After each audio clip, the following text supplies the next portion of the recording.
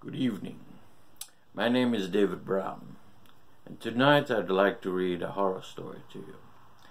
A horror story about a man who has the devil in his life.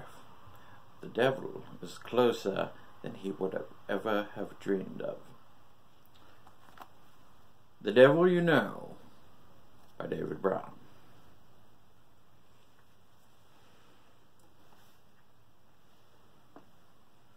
The greater the lie, the more people will believe in it. Adolf Hitler. 24 killed in Afghanistan. Hundreds massacred in government crackdown. Millions starving in Central Africa. Cal drifted in and out of sleep on his recliner.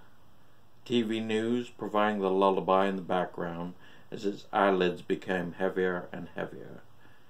It was still only midday, but he was perfectly content to drift back into sleep, intent on enjoying his day off to the fullest. President assassinated in Kenya. Bodies discovered in Southern California. The reporter droned on and on in the background as Cal shut his eyes one final time and drifted back into sleep. In the next room, Cal's wife, Helen, was finishing the dishes from the previous night's supper, and occasionally she would peer over into the living room, noticing her husband's oncoming slumber.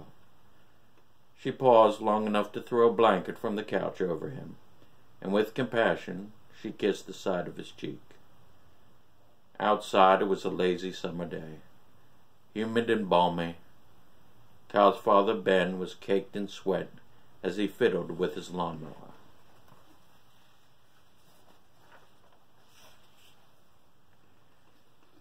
The sun was bright but was blurred in a haze.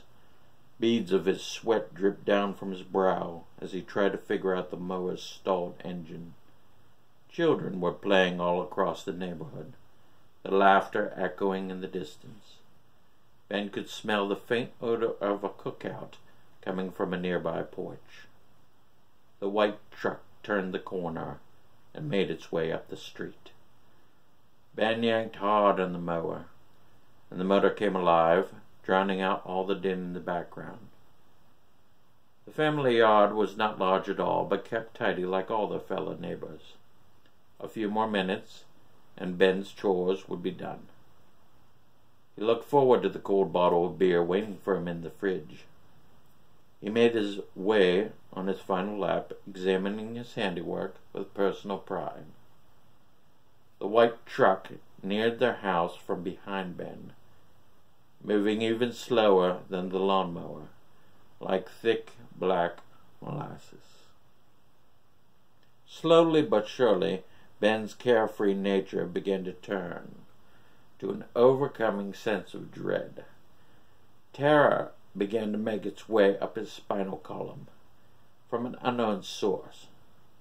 He stopped in his tracks as the clumsy lawnmower moved on its own along the grassy path, its metallic blades drowning out all of nature's sounds. Ben was well aware of the source of the terror. He could feel its crab-like grip on his fleshy brain begin to squeeze. He turned around slowly, knowing full well what he would see. The white truck had stopped in front of his house. The milkman had arrived. Ben felt the pain shoot through his body like a lightning bolt as the stroke commenced. First he could only see the tidy black shoes hit the ground from the opposite side of the truck. Then he could hear the click-clack of the heels against the pavement. The pain down Ben's right side had ebbed, and numbness overtook him as the paralysis set in. The last thing Ben would ever feel down the right side of his body was the tingling of pure terror. The click-clack noise made its way around the truck with a slow and leisurely pace. Ben had collapsed to his knees on the front lawn, his right arm now just a spasm of uncontrollable movement. The milkman towered over Ben, his tidy black shoes gleaming under the midday sun. Dressed in an immaculate white from his pants to his cotton-pressed shirt. His skin was even paler, and his tight smile was even whiter, clashing with his jet-black hair slicked back snugly under his white milkman cap. "Well, well, it's been a while, Benjamin."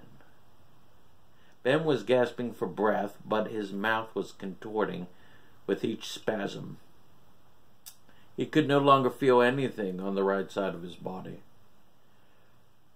"You look like you could use a drink, old boy." The milkman unveiled a metallic container of 4 milk jugs and set them on the ground. He popped open one of them and held it in front of Ben's face.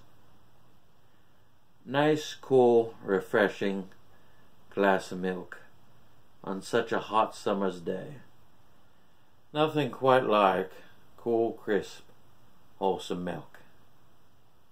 He had lost control of his body by now, but Ben still managed a response. "Fuck you, fucking demon, fucking demon." The milkman brought the jug to his lips and began to drink in large gulps. "Ah, that hit the spot." "Only thing that would be better than this would be a nice, fresh glass of breast milk. Your daughter-in-law around by any chance, Ben?" "I'll kill you, you fucking demon." Ben fell face first into the fresh-cut lawn. In the distance, he could still hear the sound of children playing. His body did a gruesome kind of dance in the grass, helpless in the throes of the stroke. Helen poked out the window, but did not see her father-in-law on the ground. She did make eye contact with the milkman. He tipped his cap to her and turned back towards his truck. "Perhaps another time, Ben. I still have my rounds to make, and I can see you have chores to do." "Yes, Ben, there's nothing quite like sweet, sweet breast milk." The clickety-clack footsteps made their way to the milk truck. Ben could hear the ignition start up the big diesel engine and then slowly continue down the street. From the ground, clawing in the grass, Ben could make out his bumper sticker as the milkman waved so long. "Got milk?" Inside, Cal rolled over in his recliner, murmured, and then fell back to sleep. The TV continued to drone on and on in the background. Serial killer suspected in California area. Husband arrested in wife's brutal slaying. Police found shot in patrol car. I think that concludes tonight's reading of The Devil You Know. Want you to get some kind of sleep tonight. But stay tuned for chapter 2. Stay tuned.